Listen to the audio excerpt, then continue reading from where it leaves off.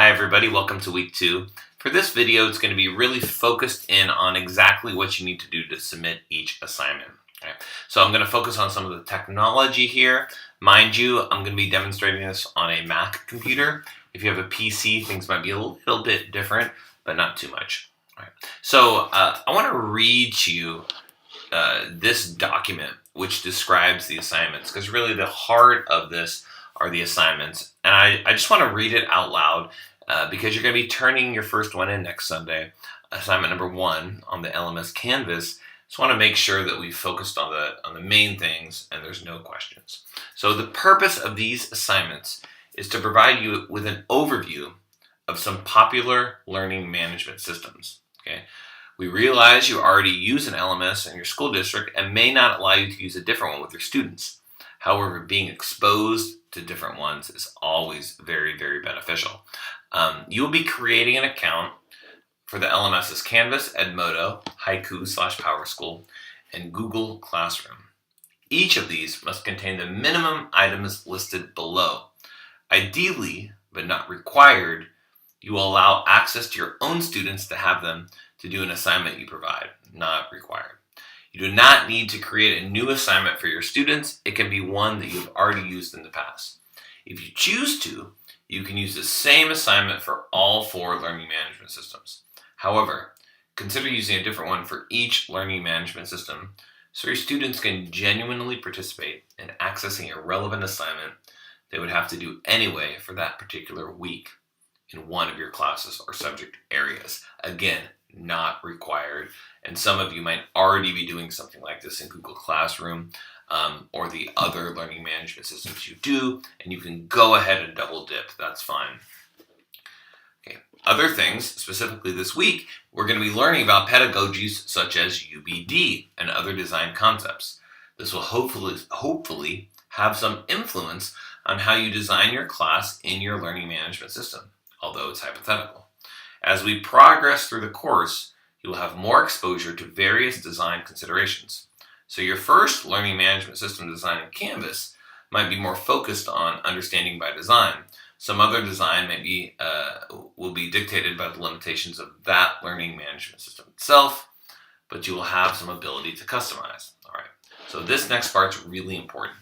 The minimum requirements for each LMS are listed below. Meeting all of these requirements will result in a 95%. However, you are strongly encouraged to customize other areas according to the needs of your teaching or work environment. So we really want you to see this as something more than just meeting these benchmark requirements and actually integrating it, albeit hypothetically, into what you would potentially do with your students. Consider exploring the use of a tool that is new to you and is useful for your visitors. Doing so will allow you to earn the additional 2.5 points. And this is why it's important that you share that actual learning management system with me. So what are the requirements? Well, we have a rubric here which outlines it, but let's go through specifically the requirements for each portion. And I want to say that whether it's Canvas, Haiku, Edmodo, or Google Classroom, you'll be doing the exact same assignment using the exact same template, which is what I believe is the power of this course. You're going to have this control variable that's going to allow you to compare the efficacies and the validities and the ease of use of each learning management system across the same controlled template for each assignment. Okay. So you're going to have an About Me page. It's going to have your contact information, a picture of you, a short biography. You're going to create an assignment in there for your students to hypothetically do, or one you've already done.